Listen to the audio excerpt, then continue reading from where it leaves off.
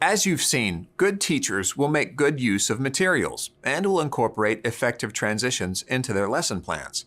In this next clip, a teacher and instructional coach discuss the plan to teach a vocabulary word from the text students are reading and her approach to using the word in context to a specific content area.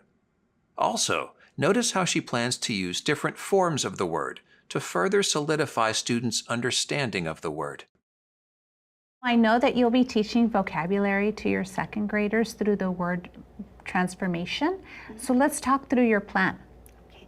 So I would start off with saying the word transformation, having the students repeat. And we would clap out the syllables in the word. I'd also bring attention to the accented syllable in the word by doing the call your pet routine. After we do that, I thought transformation is a cognate, so that's something I would go ahead and tell them the word transformación in Spanish to use as a scaffold for them. Then after that, I would go ahead and start using the new line board. Since we heard 4 syllables in the word, I would go ahead and draw out the 4 lines to help them with the syllables. After we spell it out, by syllable, I would go back and now focus on the morphology. So first we would look at trans, and we would talk about how I would explain to them that trans means across, and then we would look at form and how that means like the shape, and then may wouldn't be one, and then I would look at the shun, and I would mention to them how for spelling, we do add that grapheme, the T to the I-O-N, and that makes it, when we pronounce it, we say shun, but then call attention to that derivational suffix, that I-O-N, that is marks like the part of speech. So that's what makes the word transformation a noun. I like the way that you're going to teach the accented syllable, and that because that will give them an idea that when you have that accented syllable, that is an indication of how it's spelled, that it's a truer phoneme grapheme correspondence. So I like that you're going to go through that part too. Good. Yes. Well, following the routine, I'd give them that student-friendly definition, but I was debating whether giving some uses of that transform part would be next, or if I were to just give that student-friendly definition next. I think, well, let's talk through the definition portion. I think that you would need to stick with the entire word of transformation and give them a student-friendly definition. Okay, so then the student-friendly definition that I came up with is transformation means that something has completely changed its outside shape or look. And it can also mean that something inside has changed too. So that's the definition that I came up with.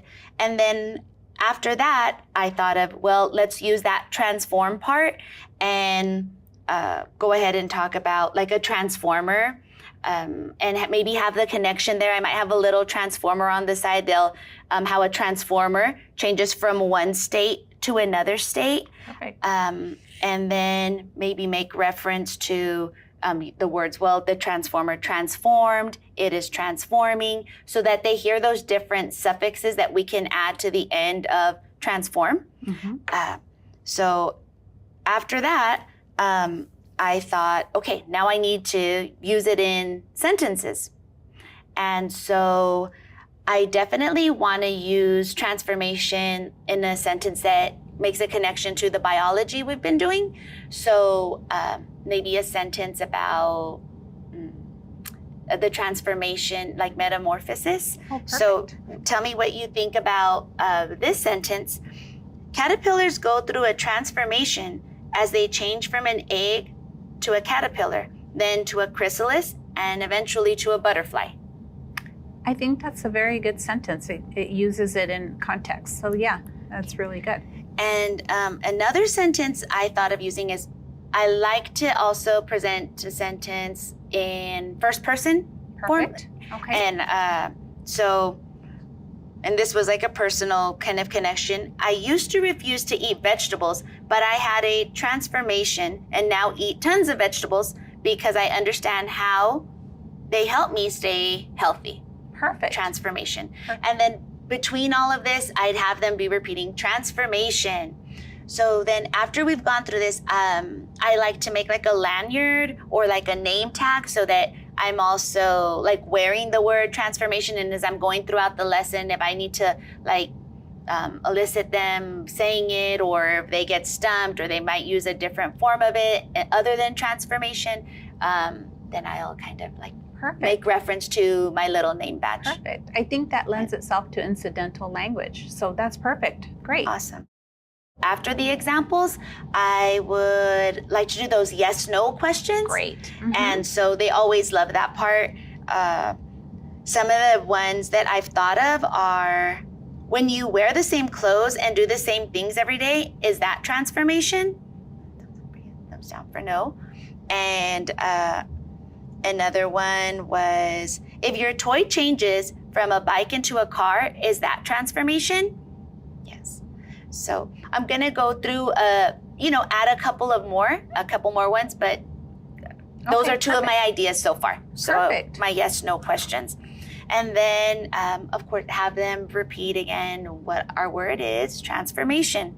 And so then I want to give them their time to think. So now, kind of review some of the forms of transformation again, the way that we've heard it, and then ask the students to think of a way that they can use the word transformation in a sentence of their own. So take that time to think on their own. When they're ready, thumbs up, and then think pair share kind of Perfect. routine. They can turn to their buddy, pair up, share, and then come back in and share with the whole group. Pick a Perfect. few students to share with the whole group. Perfect. It sounds like you've given it a lot of thought, that you've planned it out very well. And it's so important for the students to repeat the word several times. And you may want to have the students repeat it in a high voice, in a low voice, repeat it to their neighbor, repeat it to their other neighbor. So they're using the word several times themselves. And then what I noticed also in your lesson plan is that you're incorporating it into context. So it's very well planned. Good. Thank you. Thank you.